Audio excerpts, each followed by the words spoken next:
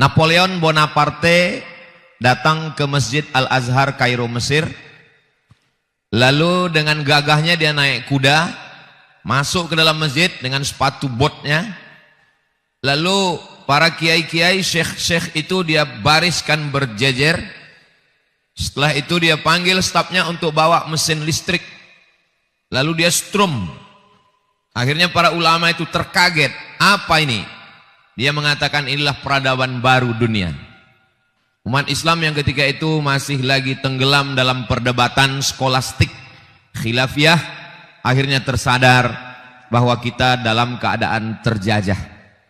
Maka muncullah para ulama yang membangkitkan semangat kita sebagai umat mesti bangkit, sadar. Halaka min ru'un lam ya'rif qadrahu.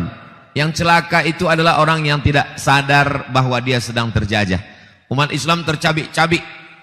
Di sebelah bagian utara, Tunisia, Aljazair, Maroko, Mauritania itu dijajah oleh Spanyol dan sebagiannya oleh Inggris, oleh Prancis.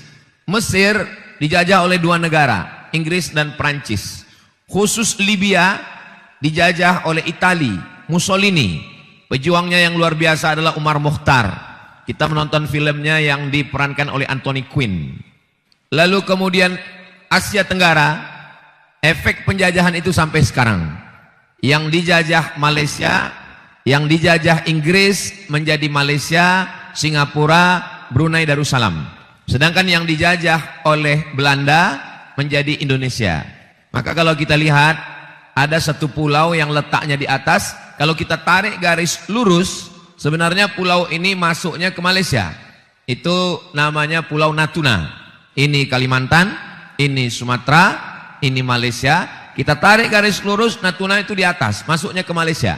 Tapi kalau kita pergi ke Natuna, Natuna adalah satu kabupaten di antara kabupaten yang ada di Kepulauan Riau. Kenapa?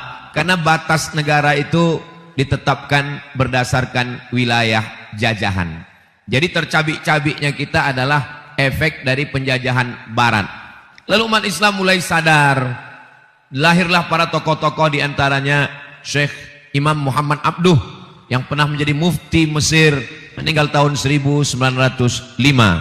Beliau pernah terusir dari Mesir, tinggal di Paris, Prancis bersama guru beliau.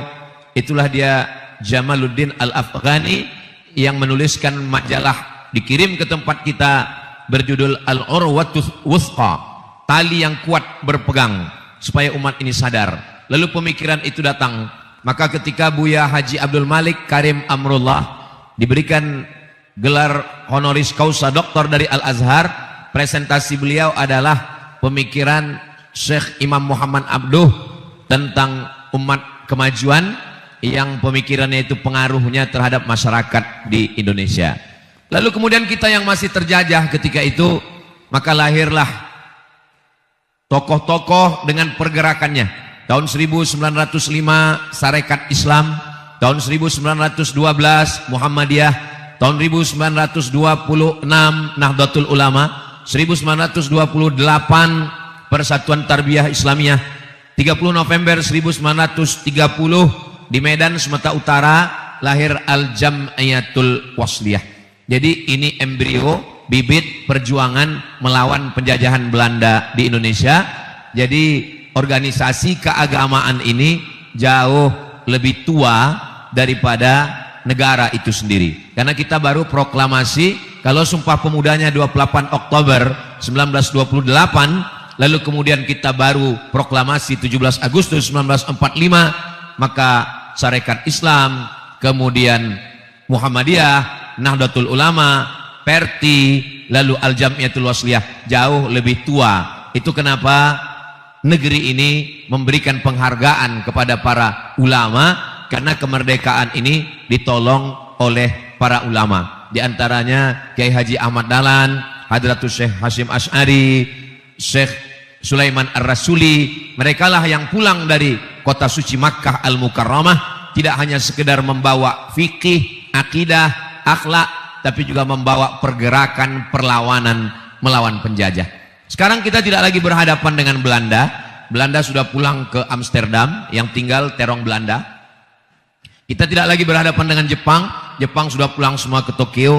Begitu Hiroshima, Nagasaki diledakkan oleh Amerika. Dan kita tidak lagi berhadapan dengan Partai Komunis karena sudah dibubarkan secara institusi, tapi secara pemikiran masih tetap ada.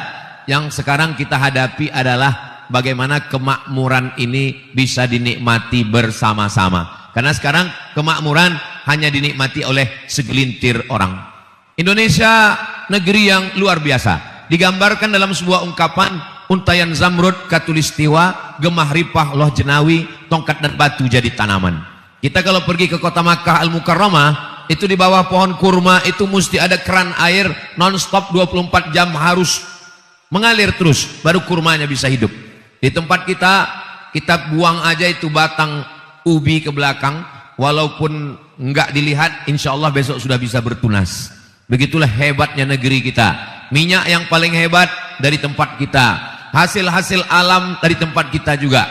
Dari mulai minyak yang ada di dalam bumi, di perut bumi, sampai yang ada di atas bumi. Saya selalu mengumpamakan, kalau di dalam tanahnya ada minyak bumi dan gas, lalu kemudian di atasnya ada minyak kelapa sawit, sampai minyak jelantah bekas gorengannya pun masih tetap bisa diekspor juga. Jadi kita ini memang luar biasa. Jadi kalau masih ada fakir miskin, ada du'afa, orang susah, itu sebenarnya bukan salah alamnya, tapi salah kelola sumber daya alamnya. Maka alhamdulillah kehadiran Muhammadiyah pada miladnya yang ke-112, dari 1912 sampai sekarang 2024, semoga bisa menebarkan kemakmuran ini merata sebagaimana prinsip Islam, wa ma arsalnaka illa rahmatan lil alamin. Islam ini tidak rahmatan lil muslimin, Islam ini tidak rahmatan lil mu'minin, apalagi rahmatan lil muhammadiyin, tapi lebih umum, lebih universal lagi adalah rahmatan lil alamin. Saya ikut bangga dan bahagia ketika membaca berita Muhammadiyah yang ada di Amerika, di Eropa, di Australia berhasil menggalang dana, membeli rumah ibadah, merubahnya menjadi masjid. Ternyata mereka tidak hanya memu'allafkan orang, bangunan pun mu'allaf juga. Jadi kalau Muhammad Al-Fatih berhasil merubah Konstantinopel menjadi Istanbul, kota dia Islamkan, lalu kemudian merubah yang dibangun oleh Kaisar Konstantin menjadi masjid yang besar, maka ternyata itu terjadi di zaman modern ini. Ini menjadi penyemangat buat Gen Z, buat anak-anak muda di masa akan datang, ada perjuangan. Tapi kesuksesan ini tidak didapat dengan selonjoran, karena sekarang anak-anak muda ini kurang perjuangannya. Bawaannya mau selonjoran, habis itu di akhir pekan weekend mau healing, dikit-dikit healing. Jadi agak kurang perjuangannya. Maka saya bercerita bagaimana kita sebenarnya dari awal penjajahan sampai akhirnya proklamasi kemerdekaan pun belum juga berakhir sampai sekarang. Kita masih lagi ada perjuangan-perjuangan ke depan. Lalu siapa yang akan melanjutkan tongkat estafet perjuangan ini? Itu adalah adik-adik dari mahasiswa-mahasiswi Universitas Muhammadiyah Semarang, insya Allah, yang ada di hadapan saya saat ini. Bapak-bapak, ibu sekalian yang tidak lagi mahasiswa, bukan berarti masa lalu. Karena yang ada di hadapan saya ini bukan orang tua, ini anak muda semua. Kalau ada yang tua, itu sebenarnya hanyalah anak muda yang terjebak di tubuh yang tua. Nah, jadi ini semangat yang luar biasa. Tadi ketika saya lewat dengan Pak Rektor, melihat di bawah, saya lihat ini jamaahnya belum pada datang semua. Rupanya yang saya lihat itu lantai 1 di bawah. Ternyata masjid ini lantai 1, lantai 2, lantai 3 full penuh semua. Melihat lampu-lampunya mengingatkan kita ke Masjid Nabawi. Panjang umur, murah rezeki, ada kesempatan, badan sehat, kita sampai ke Baitullah insya Allah. Yang dilihat tidak sukunya, karena kalau dilihat suku Persatuan Islam Jawa, maka saya merasa minoritas di dalam. Tapi kalau dibuat juga pulau, Persatuan Muslim Pulau Jawa, saya sebagai orang Sumatera merasa sebagai tamu. Tapi yang dilihat adalah titik temu yang semuanya sepakat. Mau yang dari Pulau Jawa, mau yang dari Sabang sampai Papua, dari Maroko sampai Merauke, semua punya titik temu. Kita bertemu pada asyhadu an la ilaha illallah wa asyhadu anna Muhammadan Rasulullah. Jadi yang diambil itu adalah nama Muhammad, Nabi Muhammad SAW. Karena apapun mazhabnya, mau mazhab Imam Hanafi, mazhab Maliki, mazhab Syafi'i, mazhab Hambali, semuanya mengakui Muhammad sallallahu alaihi wasallam. Maka saya begitu datang ke Muhammadiyah, saya tidak merasa asing. Kenapa? Karena yang dibawa adalah titik temunya kita semua bertemu pada satu poros, yaitu poros Muhammad sallallahu alaihi wasallam. Hubungan saya dengan Muhammadiyah, saya ketika pulang dari Maroko tahun 2008, tahun 2009 saya ada kajian khusus hadis setiap Sabtu subuh di Masjid Akramun Nas Universitas Riau. Dari tahun 2009, 2010, 2011, 2012, 2013. Masjid ini di kampus tapi didirikan oleh tokoh-tokoh Muhammadiyah, dan saya diberikan kesempatan untuk menyampaikan hadis di sana. Selama saya menyampaikan hadis di masjid ini, saya tidak pernah jadi imam. Jadi kalau saya diminta jadi imam, saya pura-pura batuk. Kenapa? Karena saya menyadari ada beberapa perbedaan fikih, tapi titik pertemuan kita tetap pada syahadat asyhadu an la ilaha illallah wa asyhadu anna muhammadan rasulullah. Ada satu masjid, Masjid Muhammadiyah, saya juga diberikan kesempatan untuk menyampaikan hadis di Pekanbaru Riau. Saya fokus pada hadis karena kebetulan saya belajar di Darul Hadis di Maroko, lalu kemudian melanjutkan S3-nya juga dalam bidang jurusan hadis di Universitas Omdurman Islamic University. Dan saya banyak berteman dengan sahabat-sahabat, Pak Din Samsudin, lalu kemudian Ustadz Salim dari alumni Al-Azhar jurusan tafsir, Ustadz Fahmi Salim, lalu kemudian sahabat saya rektor Universitas Muhammadiyah Riau, Ustadz Dr. Saidul Amin. Pertemanan dan persahabatan ini yang terus berlanjut, dan pada akhirnya hari ini saya datang ke Universitas Muhammadiyah Semarang. Rupanya saya sudah ditunggu dari tahun 2020. Jadi seandainya yang ngundang tahun 2020 itu menikah, itu anaknya sudah umur 3 tahun sekarang. Akhirnya kita bertemu. Beberapa waktu yang lalu kita ketemu di online. Saya bersama Pak Rektor ada buat kajian online, dan yang ikut serta waktu itu lebih 1000 orang. Ternyata yang offline hari ini lebih banyak lagi. Kita bisa bersama. Kalau kita lihat apa yang membuat kita bersama, masjid ini terdiri dari banyak unsur. Ada dindingnya, ada tiangnya, ada kubahnya, ada lantainya, ada mihrabnya. Tapi mereka semuanya bersatu atas nama masjid. Kalau masjid aja mau bersatu, mengapa kamu dengan aku tidak? Oleh sebab itu maka yang kita cari adalah titik temu.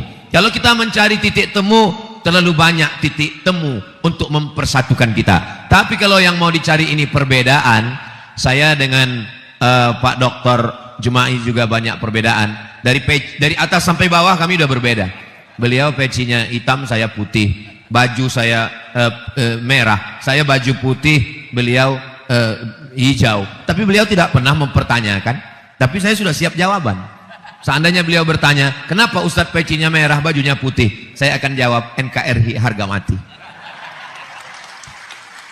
Jadi kalau kita tidak ada kecurigaan, kita semuanya menemukan pada titik kebersamaan, maka kita bisa menatap masa depan yang lebih baik. Setelah kita bisa bersama, duduk bersama, lalu pada proses berikutnya mau dibawa kemana hubungan kita?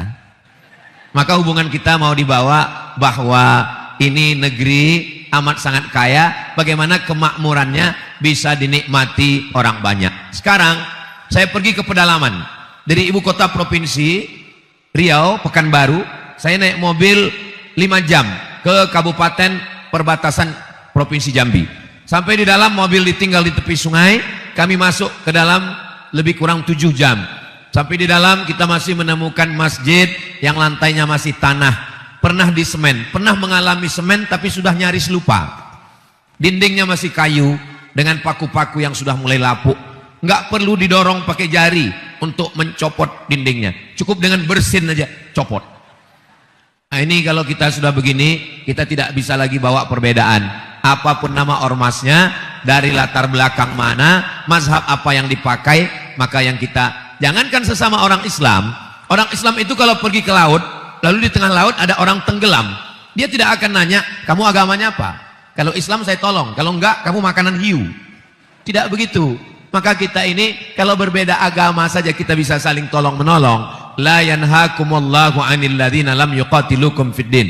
Kalau mereka tidak memerangi kamu, Walam yukhrijukum min diyarikum, tidak mengusir kamu. 2, mereka tidak memerangi kamu dan mereka tidak mengusir kamu, maka kamu boleh balas dengan 2. Antabarruhum, buat baik pada mereka, wa tuqsitu ilaihim, bersikap adillah pada mereka. Hasan baik, khair baik, jayyid baik, thayyib baik. Tapi kenapa yang dipakai Allah untuk orang yang beda agama ini? Antabarru, barru, birrul walidain. Kata Syekh Yusuf Al-Qardawi, birrul walidain dipakai untuk orang tua. Maknanya, kalau tetanggamu yang tidak Islam itu baik, maka kamu balas kebaikannya seperti kamu berbuat baik kepada orang tua kamu. Kalau berbeda agama saja diajarkan demikian, apalagi hanya berbeda organisasi, berbeda warna, baju seragam. Maka ketika kita memahami bahwa beban kita banyak sekali. Saya di mana-mana tausiah, selesai tausiah datang ibu-ibu, Ustaz Abdul Somad, anak saya mau melanjutkan sekolah, tapi sampai sekarang belum punya uang untuk SMP tahfiz. Yang satu lagi datang, saya sudah lulus ke Al-Azhar Ustaz, tapi tiket pesawat saya belum ada. Ini menunjukkan bahwa kita belum lagi kemakmuran itu dinikmati orang banyak. Saudi Arabia tanahnya tandus, tidak ada kebun sawit, tidak ada tanam-tanaman yang hijau. Dia cuman punya minyak, tapi dengan minyaknya itu mendapatkan keberkahan luar biasa. Kita gas punya, minyak punya, emas punya, batu bara punya. Batu bara yang di dalam tanah. Kalau yang di atas tanah ini bisa berjalan. Namanya Abdul Somad batu bara. Saudara yang dimuliakan Allah Subhanahu wa taala, maka perjuangan kita sesuai dengan kemampuan kita masing-masing. Kalau kita punya darah politik, maka silakanlah berjuang dengan kekuasaan. 1000 fatwa tentang lokalisasi, mohon maaf, menjijikkan, diucapkan saja kotor, apalagi dilakukan. 1000 fatwa mengatakan haram, haram, haram, tapi dengan satu tanda tangan kepala daerah itu amat sangat bermakna. Itulah kenapa politik bagian dari Islam. Fikih itu ada namanya fikih ibadah, salat, zakat, puasa, haji, umrah. Tapi ada juga fikih muamalah, gadai, jual beli, mudharabah bagi hasil, murabahah permodalan syariah. Tapi juga ada namanya fikih siasah, ditulis oleh Imam Al-Mawardi, satu kitab khusus, meninggal tahun 450 Hijrah, judulnya Al-Ahkam As-Sultaniyah, hukum hakam yang terkait dengan kekuasaan politik. Artinya apa? Umat Islam mengatur politik. Kalau kekuasaan bisa dipakai untuk membuat yang lemah menjadi kuat dan yang kuat menjadi lemah, itu adalah ucapan Abu Bakar Siddiq ketika beliau dilantik menjadi khalifah. Apa kata Abu Bakar Siddiq? Al-qawiyyu fikum dha'ifun indi. Kalau ada di antara kamu orang yang kuat, orang kaya, pejabat, dia lemah. Kenapa? Karena saya berkuasa bisa mengambil hak orang fakir miskin dari dia. Wa dha'ifu fikum qawiyyun indi. Kalau ada di antara kamu orang yang lemah, fakir miskin, anak yatim, du'afa, dia kuat. Kenapa? Saya akan mengambilkan haknya, memberikannya kepada dia. Fakir miskin tidak ngemis, tidak minta, karena ada segenggam kekuasaan yang dipakai untuk menolong agama Allah. Siapa orang yang berkuasa itu? Yang berkuasa itu adalah orang yang tunduk kepada Allah dan Rasulullah sallallahu alaihi wasallam. La tattakhidul kafirin auliya. Jangan kamu angkat orang yang ingkar kepada Allah, ingkar kepada Rasulullah sallallahu alaihi wasallam untuk mengurus urusanmu. Ulil amri, uli orang, amri urusan. Ulil amri, orang-orang yang mengurus urusan kita. APBD diambil dari APBN, berapa persen yang dipakai untuk listrik pinggir jalan, berapa yang dipakai untuk masjid, berapa yang dipakai untuk pendidikan, berapa persen untuk pendidikan dasar. Maka mereka yang punya kekuasaan tanda tangan. Kita tidak tinggal di kerajaan Demak, kita tidak lagi tinggal di kerajaan Majapahit, kita tinggal di negara demokrasi. Dalam dunia demokrasi, maka siapa yang paling banyak memilih, maka dialah yang punya kekuasaan. Maka dalam dunia demokrasi, suara terbanyak adalah suara Tuhan. Jadi kalau ada 5 mahasiswa, 10 laki-laki 5, perempuan 5, ada 10 mahasiswa, lalu mereka menerapkan demokrasi sampai sore azan maghrib, lalu mereka mau terus main bola atau sholat, pakai demokrasi.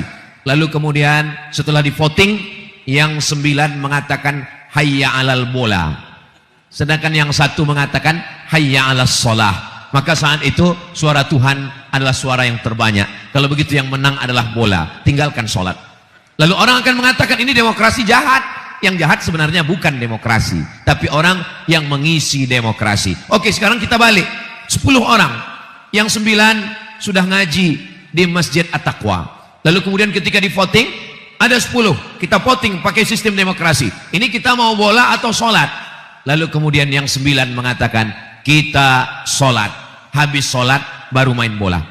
Nah, maka yang menang adalah yang sholat. Jadi yang salah bukan sistemnya, tapi yang salah itu adalah orangnya. Maka disinilah peran kita sebagai universitas, kampus, pendidikan, pondok pesantren, perjuangan kita bagaimana mencetak politisi, politikus, aktivis yang ke depan akan menjadi para pemimpin di masa akan datang. Oke, masa lalu tidak bisa kita ulang kembali. Siapapun yang mendaftar sekarang untuk dipilih pada tanggal 27 November itu tidak bisa diulang kembali. Tapi untuk 10 tahun, 20 tahun akan datang, ini di hadapan saya ini ada calon gubernur, calon menteri, calon presiden, calon direktur rumah sakit, dokter spesialis.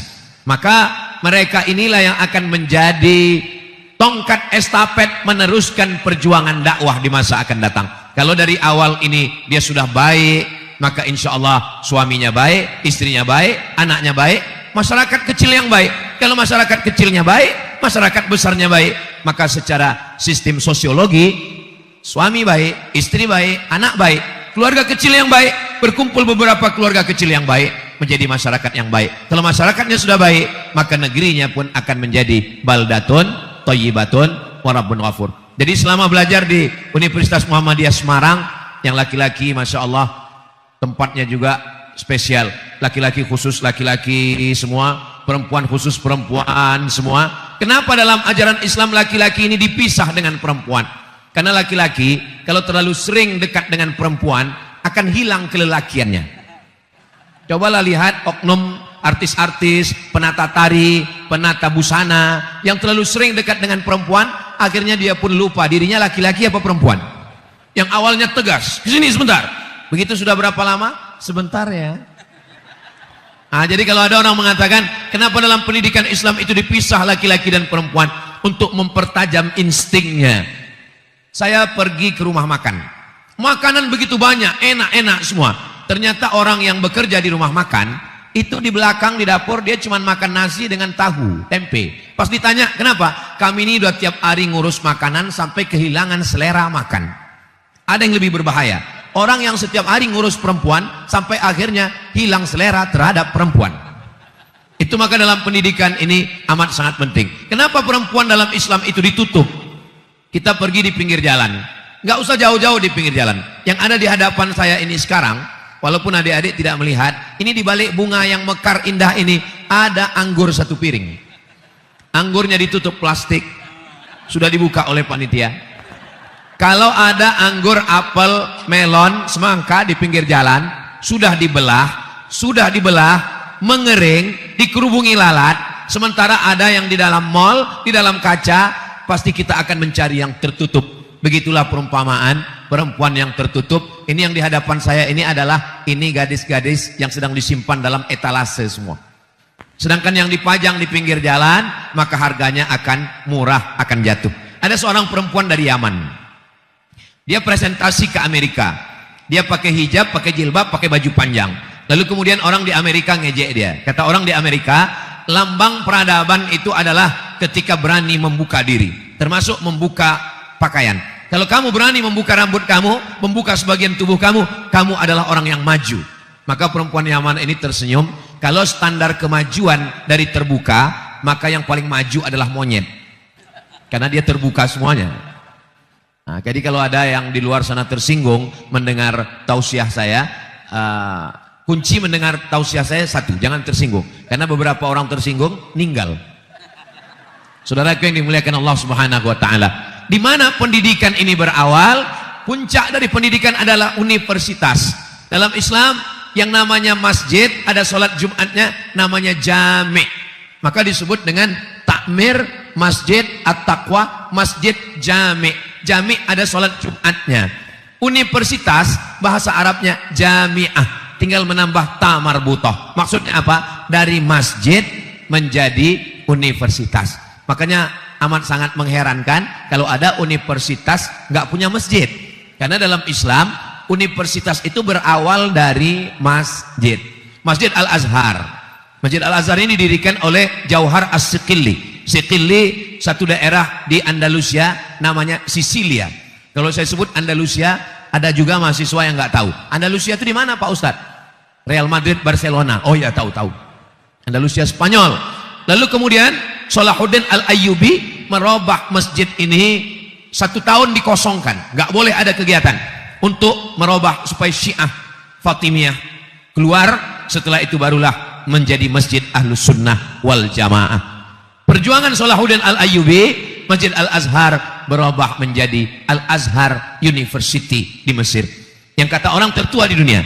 Sebenarnya masih ada yang lebih tua lagi, itu di Tunisia, Masjid Zaitunah. Masjid Zaitunah berubah menjadi Universitas Zaitunah. Sebetulnya masih ada yang tua lagi di Maghribi, namanya Masjid Karawiyin.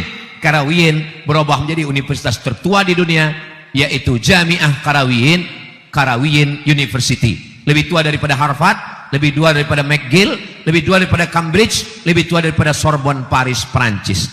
Jadi bahwa masjid adalah cikal bakal pendidikan, karena kalau kita mau kemakmuran ini merata, itu berawal dari kepemimpinan. Seandainya doamu makbul, kata Imam Ahmad bin Hambal, dikutip oleh Syekh Yusuf Al-Qardawi, seandainya doamu makbul dan doa itu cuma satu, jangan minta suami yang soleh.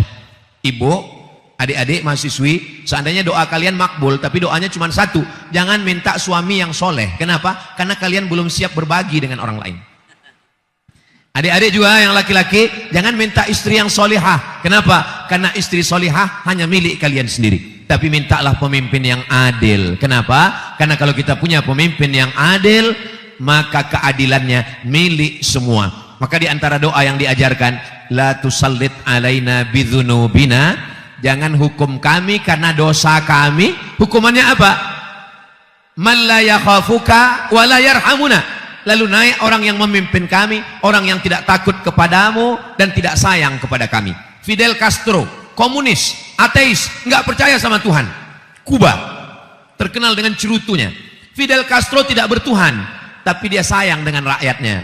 Maka rakyat Kuba merasa terlindungi, terayomi. Tapi ada yang lebih parah lagi, tidak takut pada Tuhan, tidak sayang pada rakyat, maka hidup di dalam tanah lebih baik daripada di atas tanah. Penderitaan di dalam tanah, mati selesai. Di atas tanah kita masih ketemu dengan orang yang berkeringat, berdarah-darah dari pagi sampai petang, tidak cukup untuk makan.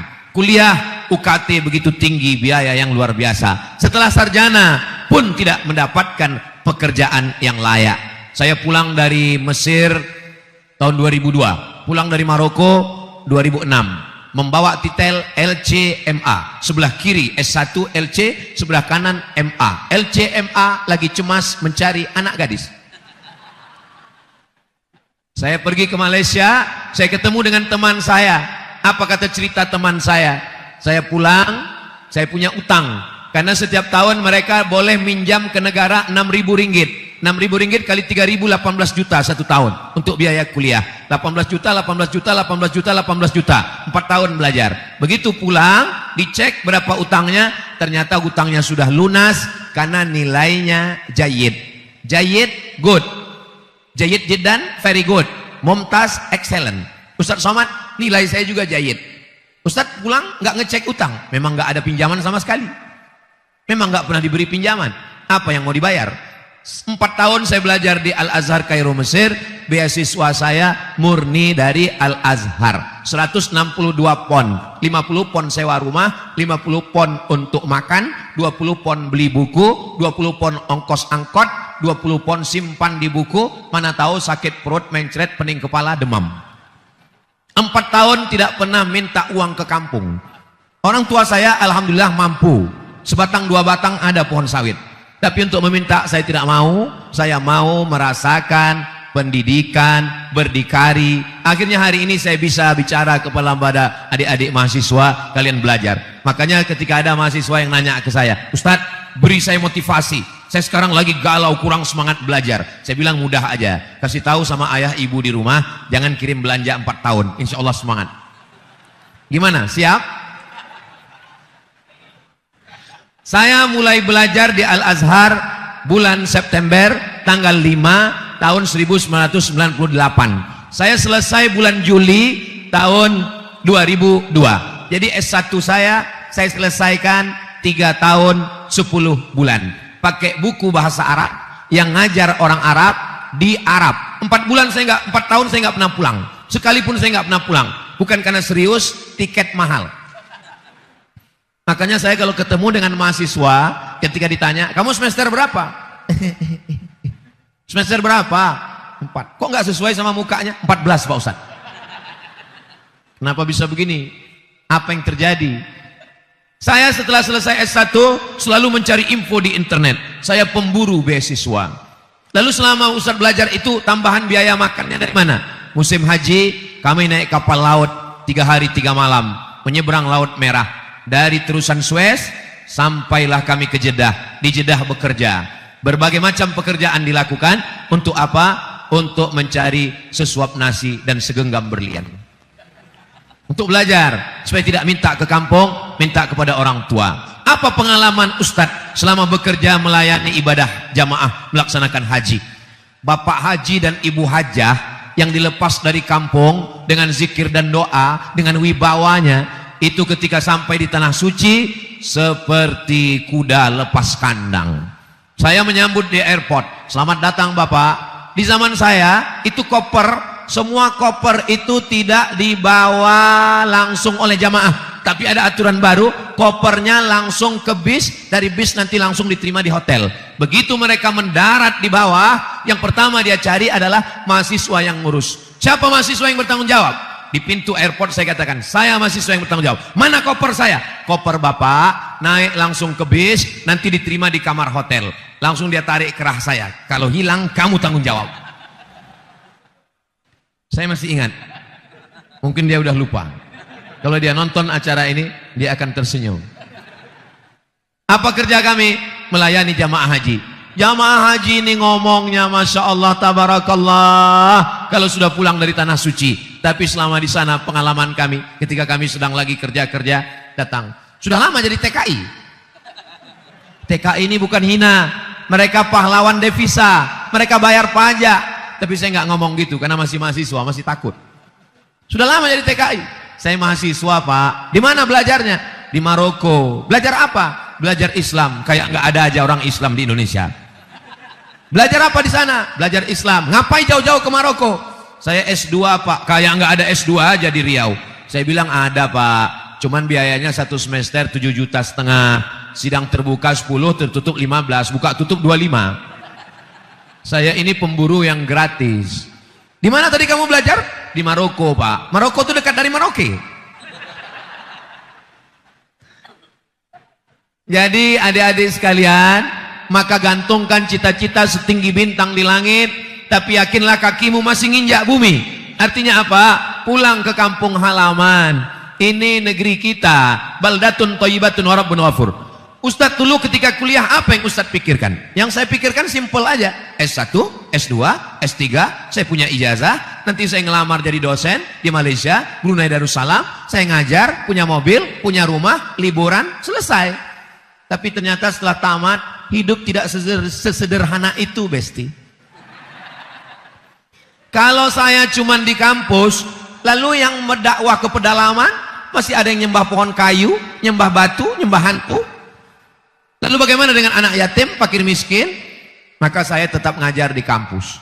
6 bulan sekali saya tetap memberi kuliah umum di University Islam Sultan Syarif Ali Brunei Darussalam, di University Malaysia Sabah, di University Islam Malaka Unimel. Karena perjanjian saya kontrak 2 tahun, setiap 6 bulan sekali, saya nggak sanggup masuk kelas, saya beri untuk kuliah umum. Lalu kemudian di beberapa kampus, saya ingin ketemu dengan mahasiswa-mahasiswa, supaya saya nanti kalau mereka jadi orang, jadi manusia, orang hebat, mereka pernah kenal, walaupun saya bukan dosen mereka, tapi pernah memberikan kuliah kepada mereka. Dan saya ucapkan terima kasih ke Universitas Muhammadiyah Semarang yang sudah mempertemukan saya dengan Bapak Ibu sekalian. Saya yakin dan percaya nanti akan ada dokter spesialis, punya kenangan terindah Yang malam ini belajar, 20 tahun akan datang, mereka akan menjadi pejabat, menteri kesehatan, kepala dinas, kepala badan, kepala kantor. Istrinya akan bertanya, kamu kuliah di mana dulu? Universitas Muhammadiyah Semarang. Selama kamu kuliah itu apa yang paling berkesan? Yang paling berkesan ketika itu ada satu penceramah di masjid kami. Siapa namanya? Almarhum Abdul Somad. Pada akhirnya hidup hanyalah sepotong kenangan, maka tinggalkanlah kenangan yang baik. Saya ingin menjadi kenangan yang baik pertemuan kita malam ini. Kalau nanti sudah jadi orang, maka jangan hanya menikmati alam yang indah ini untuk diri sendiri. Timah kita, emas kita, pulau yang disebut sebagai pulau emas bernama Sumatera, dengan minyaknya, gas bumi PT Arunnya di Aceh, dengan gas minyaknya di Riau, dengan kelapa sawit terluasnya, dengan hutan yang menghijau, belum lagi Kalimantan, Sulawesi, saudara kita yang ada di Papua. Maka orang Islam dia tidak ingin menikmati sendiri. La yu'minu ahadukum, kamu tidak beriman hatta yuhibba li akhihi, sampai kau sayang kepada saudaramu ma yuhibbu li nafsihi, sama seperti sayang pada diri sendiri.